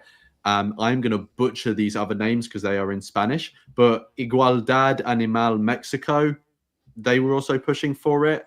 And Movimiento Conciencia, which I think pretty means good. Conscious movement, right? Oh, I forgot you speak Spanish. Yeah. That was pretty good. I mean, I'm not like the expert on Spanish, but like you pretty much nailed it. I think a Spanish person could get that. Okay, that's good. So, and obviously there will have been other groups, smaller groups, or groups that I haven't mentioned, and other individuals that also contributed to this. So I'm not trying to not give anyone credit. But what's interesting about this is that it wasn't some law that was passed to help animals or something like this. It was a change to their actual constitution. And there's only 9 constitutions in the world that have actually included the mention of non-human animals. So that just goes to show how significant this is, right? Obviously, many countries around the world have specific laws on the books that pertain to other animals, but to actually include them in the constitution of the country is very rare. And I actually wanted to give you a little test, David. So those 9 constitutions, all of them are countries apart from one. Can you guess any countries or other groups' constitutions that mention animals? Can I guess what of these 9? I have no idea. The Constitution itself, I've never even looked into that. I couldn't tell you. Okay, all right, okay. I'll just reel them off because actually some of them you would expect, and others are actually, it's pretty like left field. You would not expect this. Go for it. So you've got Austria, Brazil, Egypt, the European Union, Germany, Luxembourg, Slovenia, and Switzerland. Okay. So those are the countries that, and obviously Mexico is now being added to that, have animals mentioned in their constitution. So I can hear everyone screaming in the chat and out their windows, what are these actual changes? So there are 3 changes that have been made to the Mexican constitution. So obviously, I say obviously, people might not know, Mexico has a federal system. So this is their federal constitution. So Article 73 was amended in their constitution. So what this article does is basically says what the government or what the Mexican Congress can and cannot legislate on. So this article lists out the things. These are all the things that you can pass laws about. If it's not on this list, you don't get a say over how it's done. That's my understanding. Previously, any protection that was any protections for animals were at a local level or a state level, which meant that it was kind of patchwork across the country. Now it's in the federal constitution. This means that it can be more uniform, right? And there can be more tied together protections, more comprehensive protections. So the I lost my place. So yeah, now that animals are mentioned in Article 73, this means that this provides the foundation for animal protections to be brought in on a federal level. That change itself doesn't protect animals, but it opens the door and it makes possible protections for animals to be brought in. So the next two things are actual introductions of some form of protection or pro-animal thing, right? So the next one is Article 4. So Article 4 is amended to prohibit the mistreatment of animals and directing the Mexican state to guarantee the protection, adequate treatment, and conservation and care of animals. So obviously, this is very vague at this point, right? But this now provides a requirement for the government to start bringing in protections. So the first one was saying you can legislate around animals. This second amendment is saying you should legislate protections around animals, as far as I'm aware. And this one important thing here is that this amendment applies to all animals. So when the campaigners were campaigning for these reforms, they specifically wanted to campaign for them to pertain to all animals, because what can happen what has happened in other countries, other instances, is that protections are brought in for animals, but it leaves out conveniently animal species that are farmed, right? Very convenient to the industry. So it may pertain to, cats, dogs, a type of finch or whatever, but pigs, cows, chickens that make up the majority are not protected. But in Mexico, what's cool is that it includes all animals, which is very significant, which is very important. So yes. Then the third thing is Article 3, and this pertains to Mexico's education system. And basically what this says is that it is now a requirement in schools, a bit like the first story. It's a requirement in schools now to teach about animal welfare, animal protection in the curriculum in schools. And that's for grade school and high school, which I think for me and you, David, is primary and secondary school. I think that's how it translates. So that's very cool. I have some reactions from animal advocates in Mexico, but before I go over what they say, do you have any reactions to that? No, it's a shocker, I think, for a lot of people that aren't privy to what's going on in Mexico. I mean, a lot of people probably would assume that Mexico wouldn't necessarily be top of the list to do something. Who would you expect to do something like this? Mexico has a lot of problems, right? With people, never mind with animals. And so it's really promising that a country that has such significant issues as Mexico does, still able to put a priority on animals. I think that's really good. And the thing I read that they were particularly happy about was that, like you mentioned, they avoided allowing any vagueness on what they wanted. So yeah, like you said, if they allowed some room for interpretation, then they could get around it. And that's what's been happening up until this point, apparently. But there has been some kind of regulation there, but it's been quite easy to get around because it's had loopholes and stuff. But now there's no loophole in it whatsoever. And they can now use it as a springboard to get proper change. Well, that's the theory anyway. Obviously, there's going to still be pushback, but they have a much stronger foundation now to make really good change for animals, whereas before they didn't. And so it's a huge thing. It's a huge step. So it's really cool. Yeah, exactly. So I have comment here from two. I think these two people were key players in actually getting the changes brought in. So the first one is, and apologies if I butcher their names, Dulce Ramirez. Or Dulce Ramirez, I think it's Dulce. So she is Animal Equality Mexico's executive director. So she has said that the reforms are, quote, huge, and that they are a substantial improvement. So this is basically going off what you were just saying. They're a substantial improvement. They're not perfect, but way better than what was already there. Yeah. Then we've got Anton Aguilar, Humane Society International Mexico branch's executive director. And he said that the main thing to watch for now, because what's really been brought forward now, what has really been introduced is potential, right? So there's a lot of potential for protections to be brought in. But what he's saying is we've really got to be diligent as to whether these are going to be effective protections that are brought in. You know, like under the reforms, the Mexican Congress now has a directive, like I said, to write a general law of animal welfare, care, and protection that would cover all animals. But obviously, industry can get in there. We've been talking throughout the other segments about how industry and all sorts of people can get into government and influence what happens. So now is a really sort of like vulnerable time where they've really got to make sure that industry can't get their hands into this and water down the protections that are brought forward. So, right.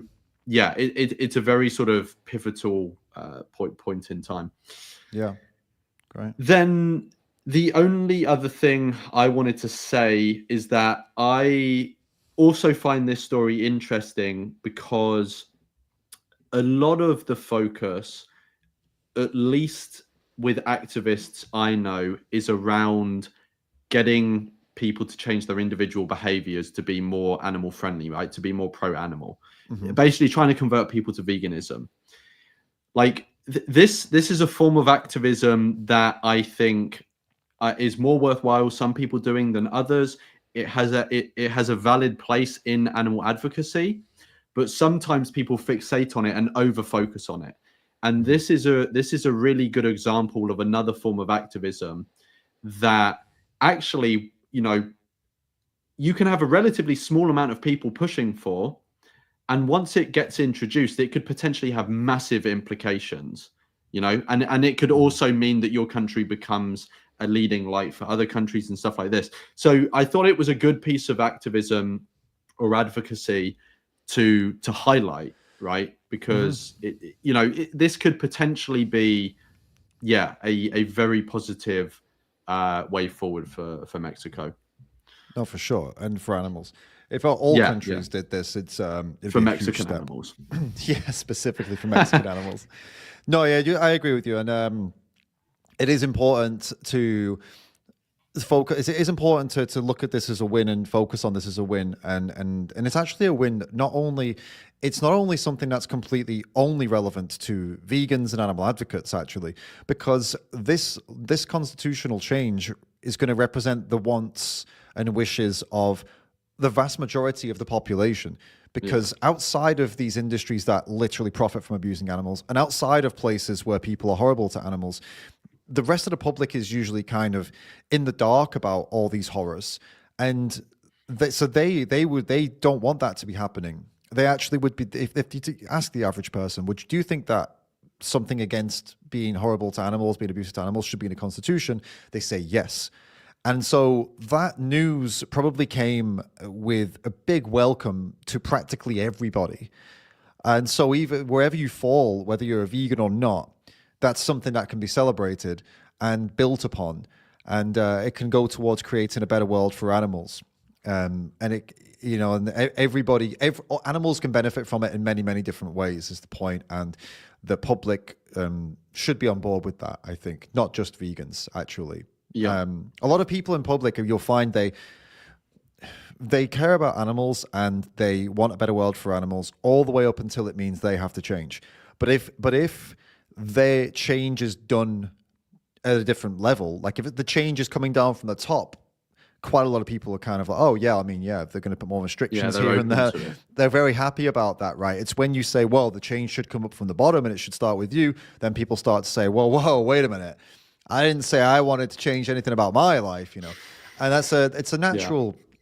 I don't really necessarily blame people for that. I feel like it is a natural way to be that. Oh, I don't like change. Most people don't like change. So I don't blame people for that knee-jerk reaction they tend to have. But this is the reality of the world we're living with. It doesn't justify it, though. We should try and avoid having knee-jerk reactions to those things and try and listen, because if you care about animals, there's a lot you can do to help them, right? First thing is to go animal-free, obviously, and there's a lot we can do. Okay. Are we? Yeah. That's it for that story. Okay, guys, we're on to our final two stories now. So if you're enjoying it, if you are enjoying our new Animal Horizon show, then we can't do broccolis in the live chat, I don't think, because I think that's we do something separate. Maybe we'll just do something very professional today. Eagles? You think? Oh, just put a bird in the chat. There you go. If you're enjoying the Animal Horizon podcast, give us any kind of bird you can find in the chat. You could just type the word bird if you can't find one. I don't even know if there are bird emojis, to be totally honest with you. And also, if you're watching on the replay, then let us know in the comments how you're finding it so far. And please leave a nice comment, leave a long comment, get into, give us some details so we know exactly what you think about it. 'Cause this is a new thing for us, and we're excited to see how everybody feels about it. The next story, guys, last two stories, but this one is a particularly interesting and shocking thing that actually, Lawrence, I've not even told you about. I only included this story yesterday, just added it last minute. Oh, okay. Yeah. So it's about a sanctuary and some cows and a situation that is going to shock, I believe, everybody.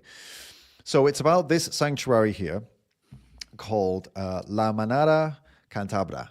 And they're based in Spain, over in, what's the exact location now? Why did I suddenly move on and forget? In Cantabria, yeah, it's right there in the bloody name. In Cantabria. And they're a sanctuary over in Spain. And the story here is a real shocker. You've probably not heard of it unless you are Spanish yourself, because everything about this so far has been in Spanish. There's barely anything in English. So if you don't speak Spanish, you're probably getting this for the first time. So I'm quite happy to be putting this on the map for everybody. So this is the story. They rescued some cows, and I have to quickly set something up. They rescued some cows legally, by the way. Here it is. And these are the cows they rescued. This is them in present day. They rescued 5 cows, all right? The situation was that in 2022, the Nature Protection Service in Spain discovered 5 malnourished cows in very poor health at a farm in Cantabria, owned by a farmer called, we're going to name him, by the way, because I think he deserves it, Jose Luis Cobo. The guy's name is Jose Luis Cobo. They were legally removed from the farm, be clear here, legally removed by the government, and the animal sanctuary, La Manada Cantabra, said, we'll take them. And so the government said, you take them, okay? Now, this is them after 3 years at the sanctuary. 3 years, I guess it's 2025, I should have put there, at the sanctuary. Healthy, as you can see, living their best lives, in peace, well-fed, everything they needed, medicine, everything, okay? Now I'm going to show you what they looked like before when they were rescued. This is how they were found. Whoa. So obviously, this farmer is a terrible human for what he did to these cows. And to add to that, by the way, some of these cows are pregnant in this picture. They were pregnant. Oh, wow. And so they were not only being neglected and abused, they were also pregnant, being neglected and abused by the farmer.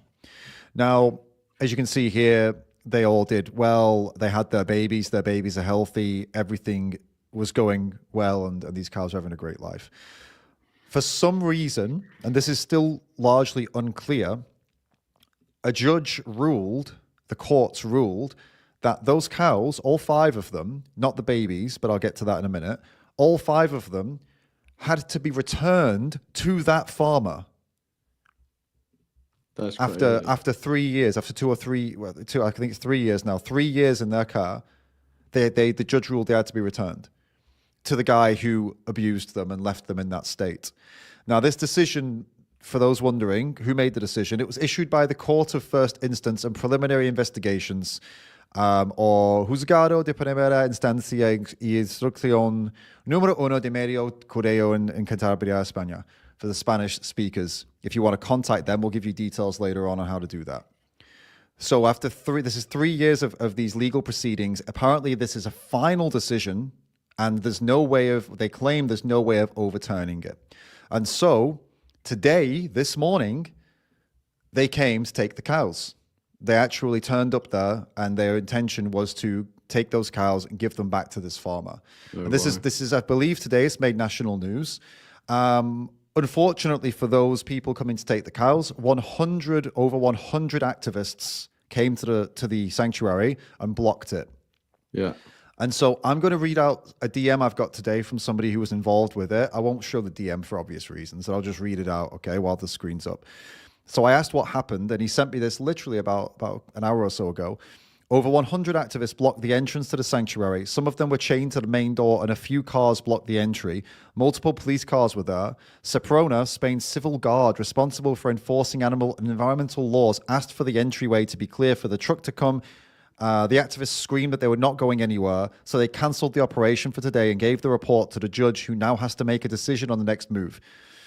And so that's an incredible success that they've just had today. They saved the lives of these animals and stopped these, I don't want to say anything too harsh, these people from getting in and taking the cows away, and handing them back to this farmer who just wants to kill them. So it's a fantastic result from today. But now they've got a plan to move forward from this, and this is where they need our help, because they need more coverage. They need more people to make this an international story so that pressure comes on. Because now their plan here, it seems, is that, well, the sanctuary's lawyer spoke with a mediator to negotiate with the farmer. Apparently the farmer's open to listening now, and the lawyers are going to speak. Now, the farmer could have made 10,000 euros from taking these cows and selling them, but the sanctuary is asking the farmer for 152,000 euros for all of the care that they have given these cows over the last 3 years. Because obviously the legal bill, medical bills, the food, the land, everything. Now, obviously, the sanctuary is hoping they don't pay. That's not the point. They're not trying to make money off the animals. They're trying to force the farmer into a situation where he would rather leave the cows versus pay 150,000, right? Because if he gets 10,000 euros for them, but he has to pay 150, then he's severely out of pocket. And so the hope is he's smart enough to just leave the cows where they are and drop everything. But before today, believe it or not, he had also expressed that he was going to try and get the calves as well. The farmer was going to try and make a claim to take the calves as well. The sick man was going to try and do that. But apparently, because of today and because of the media coverage and now the activists involved, and it doesn't look like he's going to continue now, but this sanctuary now does need our help, and that's why I'm including him here. So please, the court contact, if you want to pressure the court, which is something you absolutely could do, especially if you speak Spanish, because it might be tricky otherwise. There's the court email there on the screen, so take that down, okay, guys? And for the sanctuary, if you want to contact them and see how you can help, again, because it is in Spain, it's unlikely that you're going to be able to do too much over there, with the Spanish, without speaking Spanish. But if you can make a video about this, make a post about this in English, spread it through the international community, and make it a big deal so that it kind of hits other news, it all puts pressure on this court. And so if you want to find out more information, you can email the sanctuary. There's the sanctuary's Instagram as well. I'm sure any donations could help them. I'm sure they're going to have a lot of legal fees to pay. And in general, looking after the animals costs money, as always. Sanctuaries always need money. So do consider getting over there, dropping them some DMs, drop a donation, help them out if you speak Spanish, email these people, call these people. Just try and create a big commotion, and do what I've done today if you can do that as well. Just speak about it. Put it on your Instagram. Put it in your stories. Put the English translations up, and let's just spread the word out, build some pressure. What's your reaction to that, man? And it's a shocker, isn't it? It's a lot to take in. It's just like, first of all, it's just generally mental, but I just also can't believe the confidence or brazenness of the farmer. Like, even if you just look at this situation from the farmer's perspective, which is pure business, right? So you have cows that you own and are trying to make money off, right? You've abused them to the point where they looked like they were probably going to die soon, right? Like they were in a horrible state. Mm-hmm. And so, like, these cows that you're trying to make money out of, you've abused them to such an extent where they are likely going to die and not provide you with money. Someone else has then taken them in and fed them, you know, nursed them so that they are healthy again over years, spent loads of money, and now you're trying to claim them back so you can then continue making money off them, right? Obviously, no one has the entitlement to make money off these cows. That wouldn't be ethical. That's not how it should be. But if you put on carnist or, you know, anti-animal glasses, however you want to say it, right, and view these animals as money-making machines, that farmer has no claim to that. You know, if you get what I mean. Even looking from his perspective, like, he's just trying to exploit the goodwill of others, right? But that's not how we should be viewing these animals anyway at all. Like, these animals have been saved from their abuser, and the powers that be want them to be returned to their abuser so they can be presumably abused again and exploited for money. Absolutely. I think what's happening, I mean, the thing is, look, even other farmers apparently have spoken out against this guy, looking at these pictures, and there's videos as well. Other farmers are saying this is wrong, and they're happy these animals were rescued. So it's not like the farming community is demanding these animals come back. So what's likely happening here, what it looks like is happening, is that this is some kind of symbolic play against the animal people. Or in Spain, they call them animalistas. I don't know if they have that in South America or at all in other Spanish-speaking places, but animalista is basically like an animal person. And in Spain, I guess they're looking for opportunities to stick it to the animalistas because they don't want them to get more popular. And this is one of the ways to do it, is to, you think you've saved these animals? Tough luck. They're going back to that farmer. It feels like a power play is what it feels like. It feels like this farmer's being incentivized to do it. Because why would he bring this on himself? You know, why would he bring himself back into the media like this and do it this way? And yes, as Lizzie's just pointed out in the chat, why would a judge say they have to be returned? What's going on here? Who's pulling the strings here? What's really happening? And I think I agree with the guy who sent me all this, by the way. His name is Daniel. I agree with what he said. He told me that he believes, or they believe, that it is just a big symbolic thing. It is just it speaks more about that these animals are property and we can take them back whenever we want. We can do with them whatever we want. You have no power. And even if you get them out of this situation, we can put them right back there because you don't have the power. We have the power. That's what the kind of, and it's a bigger issue than just Spain. It's a bigger issue than just this sanctuary. It's an issue of government overreach. It's an issue of an abuse of power. It's far more than just one small issue. It's not even a small issue, but you get what I mean. It's not just about 5 cows, is my point. It's about millions of cows in countries around the world and the abuse of power. That's what this issue is about. And you know, these animals, they cannot go back to this. They need to stay like this. They need to stay exactly where they are. So I'll close this story by saying once again, please use whatever Spanish skills you have, translators, whatever it is. Email, just if you don't want to do the emails and whatnot, okay, fine, just share this page, share this story, get it out there. Take clips of this video right here, or go to their Instagram and translate some of their videos. Find some other influencers who've collaborated with them and maybe done things in English and share those videos, make a post about it. Let's just try and build up here. And let's, fingers crossed, with that help and with the amazing team they've already got on the job, that this farmer gives up and that the system loses in this case, because it's always horrific when an animal is abused, but it's especially horrific when they get freedom and safety and then it's snatched away from them. Yeah. So hopefully they don't win. Okay. Should we go for the final story? Yeah, take us home, Lawrence. What's the final story? All right, home run. So, final story is, hopefully people can see that. So, our final story of the first installment of Animal Horizon show is Cowspiracy. So I'm sure many people watching have come across Cowspiracy, maybe seen it. So Cowspiracy is a professional feature-length documentary that examines or maybe reinterprets or brings to light new understandings of animals' place within religion and the relationship between humans and animals from a religious lens. So I've seen it. I know that David has seen it.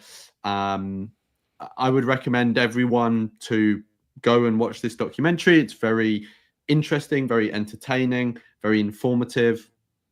So the reason I wanted to touch on this documentary, even though I think a lot of the people watching will probably have heard about it or seen it already, is because it opens up a wider conversation about how can we, and who is already trying to get discussions about animals and more pro-animal perspectives into religious spaces.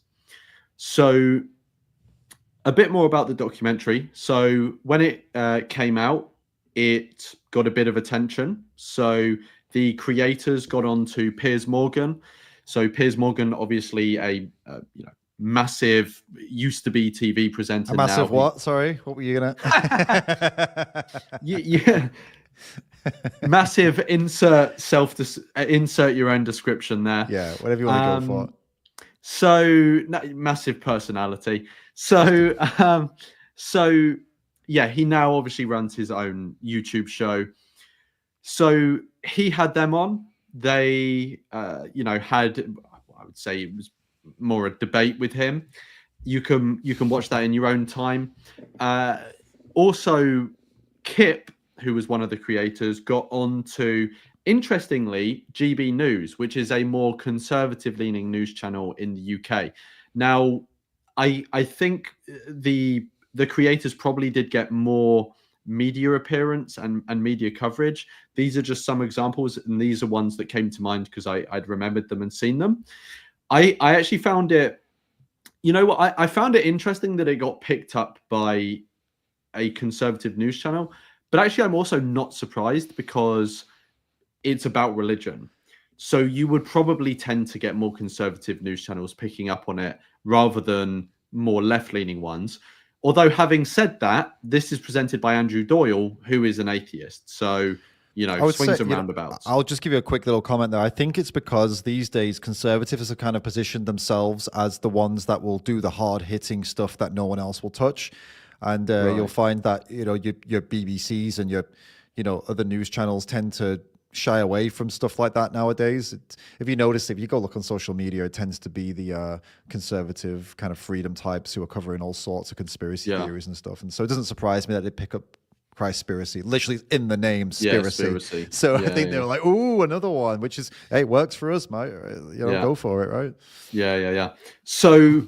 Yeah, so I wanted to kind of use Cowspiracy as a jumping off point for that wider conversation about how do we, get these discussions more in religious circles. This documentary obviously being one way, right? Sure. So before we sort of go into how people are doing that already or speculating about how we think we could play a part in that or anything like that, I thought one kind of cool way of, I guess, I'm really trying to use like a non-weird analogy here. I'll do it. Just do the weird analogy. We're on the home run now. It's fine. I was just going to say, like, one way of lubricating the gears of this conversation is talking about the precedent that already has been set in these religious spaces, right? So there are actually many historical religious figures that have been very pro-animal, right, or have been associated with a love for animals or things like this, right, or promoting some sort of protection of animals. So a very famous example is Francis of Assisi, obviously, patron saint of animals. So he's a very patron saint. Did you say Is it patron saint? Patron saint. Yeah. What did I was thinking say? penchant. I was thinking, is that a new thing? I've never heard that one before. Penchant saint. So, yeah. So obviously, St. Francis of Assisi is a very famous example, or St. Francis. You know, he's known by as well. So, interestingly, the World Animal Day, which I actually didn't know this, but World Animal Day is the 4th of October. And on that day is that specific date was picked because that is the feast day of St. Francis, who is the patron saint of animals. And interestingly, on the feast day of St. Francis, presumably the feasts weren't completely animal free, which is kind of ironic and disappointing. But on those days, people would bring their companion animals in to be blessed, which is kind of cool, right? You know, I mean, I'm not religious, so I don't see any particular significance to blessing. But if you're looking at it from these people's point of view, animals are often, you know, made out to be lesser than humans and things like this. But this act of blessing them, at least on this day, at least it doesn't work against the idea that animals should be respected, right? Well, I think like I wouldn't like cast away the idea of blessing so quickly, because I think the equivalent of blessing in 2025, I keep thinking we're in 2024, the equivalent of blessing for an atheist in 2025 would be just to say, hey, I hope you have a great day. That's all it is. And then if someone said that to an animal, before you leave home and you say to your dog, look, I'm going to be back later, you have a great day, then that's a good thing that people are seeing their dog as worthy of giving good thoughts to. I think that's all I would see a blessing as. And I would see it as like, it's quite significant. If people were already doing that back then, they were like saying, hey, you know what, I wish good things on you, doggo, as well as you, human. That's actually, that's a great thing to know that people were doing that all the way. You know, that was a long time ago. I wouldn't have imagined that. It's pretty cool. Yeah. No, it's very cool. And sorry, I didn't go to this when I was actually talking about it, but this is the website for World Animal Day, and you have a countdown. So if you want to build the hype, then get this open at your computer at home and sit there and just wait until the 4th of October, count it down by the second. But so St. Francis is an example of a pro-animal or a relatively pro-animal religious figure in history that is relatively well known. Before I note on a couple of others, I wondered if you had a favorite.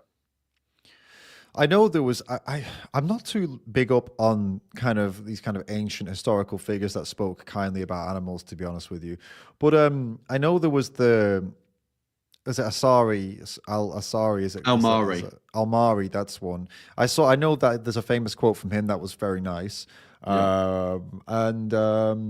If you want, I can save you and just go through. Well, there was that one, and there was one that speaking with Cam from Cowspiracy, there were a couple that Jesus had alluded to. Yeah.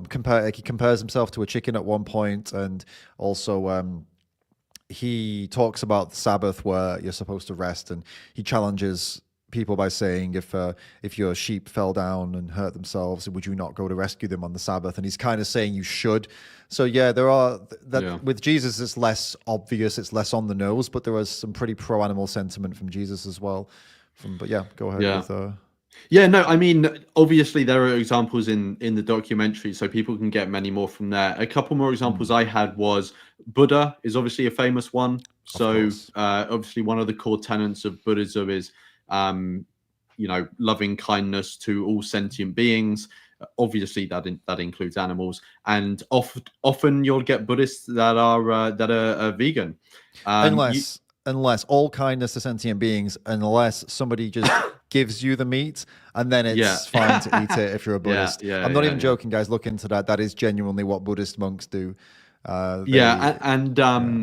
There's actually an instance in the documentary of a Buddhist monk who seems very hypocritical. It's pretty commonly done by Buddhists, unfortunately. It's a shame, but Mm-hmm.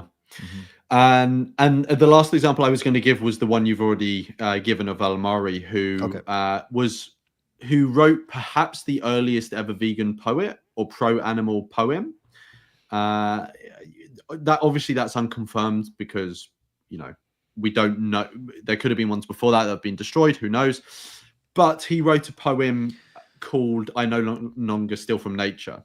So there are, and he lived in an Islamic area, but he was probably a deist. But regardless, he existed within religion.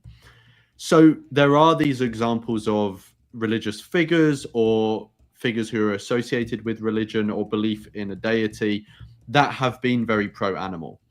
And I think this is important to highlight, because when you're discussing animals in the current context, it can seem alien to people, whether they're religious or not, if they've never considered it before. But if someone holds a religious worldview and you show that there is precedent for being pro-animal in their religion, it's going to be more palatable to them, presumably, because it doesn't seem as foreign. They're like, oh, there were people in my religion who have preached protection of animals and were pro-animal. Maybe I should actually, if they've done this, maybe it is, it doesn't conflict with my religion. Maybe I can look into this more. So, and there are pre-established figures that if they do adopt this message, they can follow, right? So I think that's super important to highlight, is to highlight the fact that there are these figures from the past. There is precedent in pretty much all of the mainstream religions today.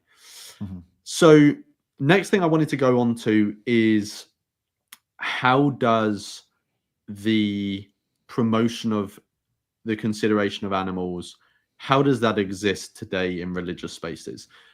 Obviously, there's going to be all manner of individuals that are animal advocates who are religious.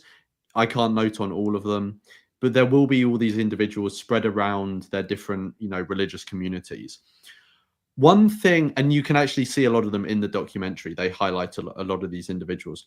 One thing that I thought was quite cool and I wanted to highlight was the Animal Interfaith Alliance. Because when I was researching for this segment, I actually thought it would be pretty cool. Like there's individual people or maybe groups in these different religions that are promoting, pro-animal messages. But wouldn't it be cool if like all of these groups came together and started to build networks, like interfaith networks? So I was thinking like, it'd be really cool if there was an interfaith, like animal rights conference or something like that. Now, to my understanding, I don't know if there has been an actual conference, but I came across this Animal Interfaith Alliance, which is pretty cool. And they actually host an Animal Interfaith Week each year where they host events. And the events cover different religions. So one cool thing was in their most recent interfaith animal interfaith month, they hosted this interfaith vegan panel, and it included a Muslim, a Jew, a Hindu, and a Sikh, which was pretty cool, right? Yeah. So you get to hear from all these different perspectives. So yeah, that I thought was very cool. I think that it's very cool that there's already active groups that are trying to influence religious communities to be more pro-animal, or at least get those discussions going. The documentary is also going to be playing a part in that. But I wanted to ask you, David, and anyone in the chat or whoever, like, how do you, because me and you, we can be sympathetic to religion in some ways, but neither of us are actually religious.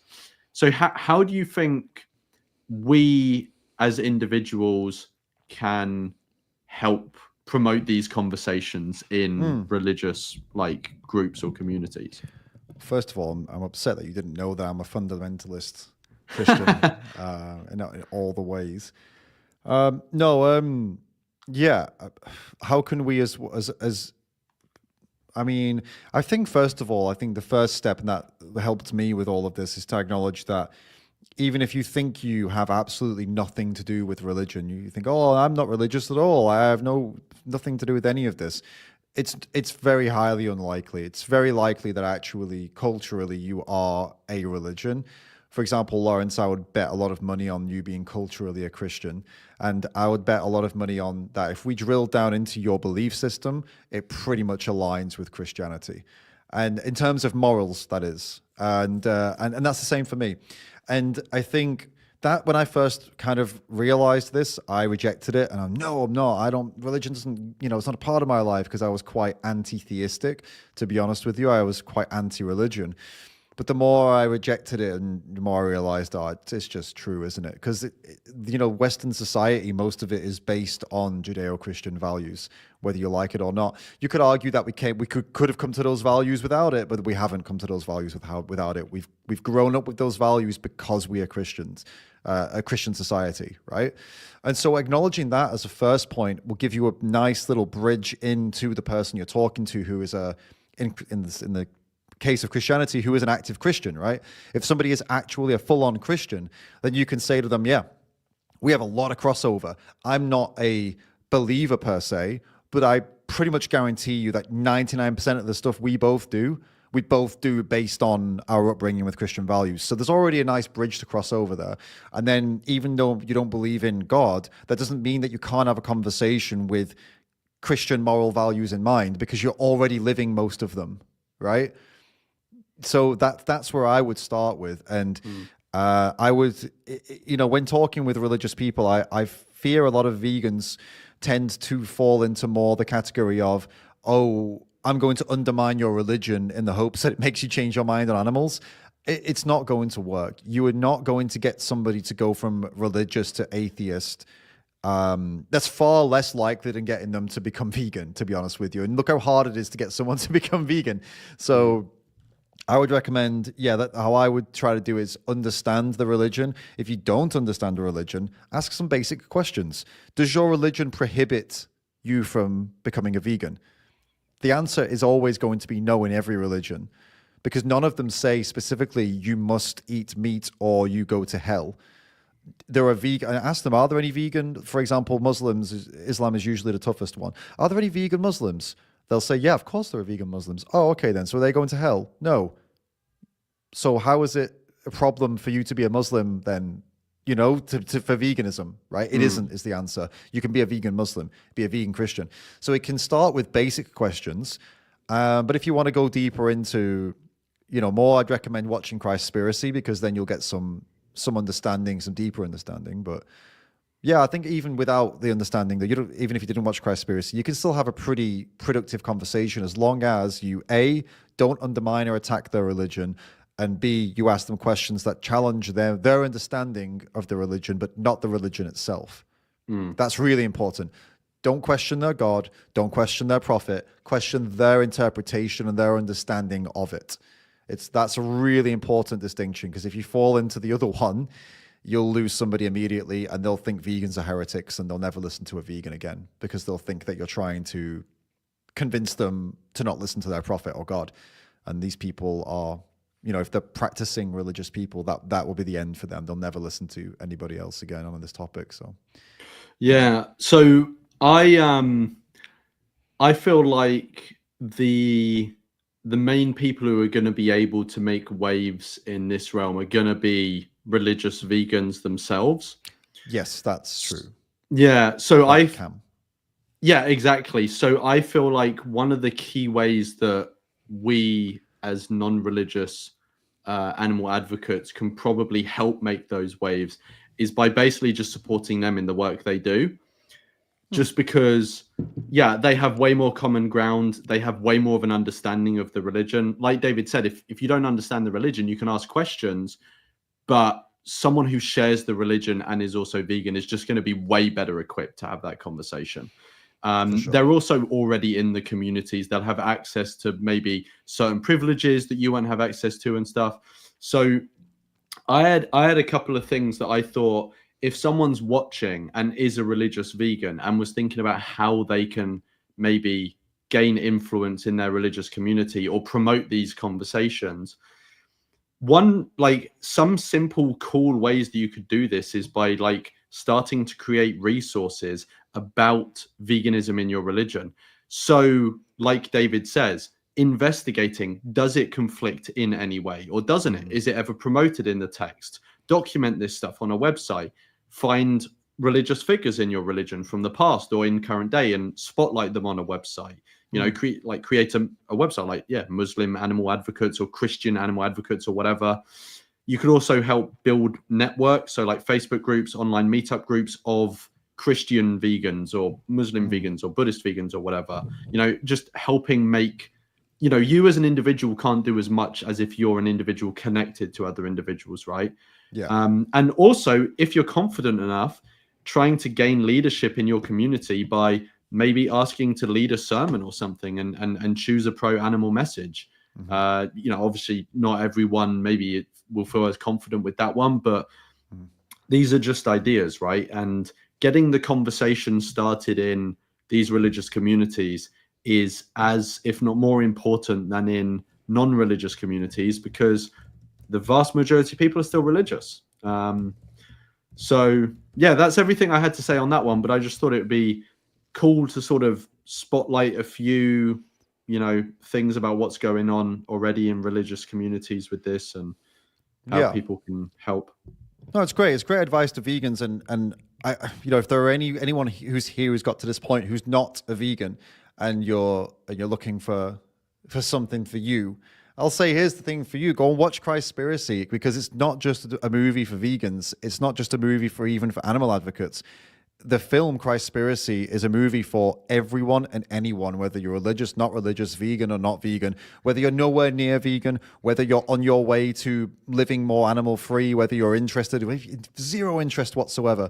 It is an incredible film that touches on the very fabric of our reality and what has defined our society over thousands of years, and some conspiracies and things that have been hidden from us and things that were altered and manipulated to make us feel a certain way or do certain things. It is a far greater film than just say just another vegan film. So there's a few of those, and I know some people get sick of seeing the kind of what they call vegan propaganda or whatnot. I know we're biased and we believe these films are really important, but Cowspiracy isn't one of those. It is very much a different type of film. There is a question from Dennis here. It says, isn't Cowspiracy mainly for debunking Christianity? Absolutely not. It is a film made by a passionate Christian, and part of the target audience is other Christians. Actually, the goal from Cam, one of the goals was not only to highlight, the history of Christianity and religion, but was also to bring people closer to the true meaning of Christianity and Jesus's true intentions for the world. So no, it's definitely not debunking Christianity at all. It's the opposite, actually. It's to try to actually bring about real Christianity and what it was supposed to be.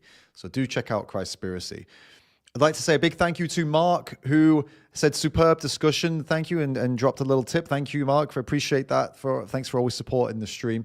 And also, we had a tip also from Bovine Bluestocking, who said, "Hey David and Lawrence, well done on the first episode of Animal Horizon, and thanks to Annie for doing such a great job in the chat." Thank you, nice. Appreciate it. I'm glad you enjoyed it. Thanks, Bovine. Yeah, I appreciate it from both you guys, everybody in the chat, everyone who's watched. I hope you've enjoyed it. It was our first time doing this. And we hope it was everything you came for and more.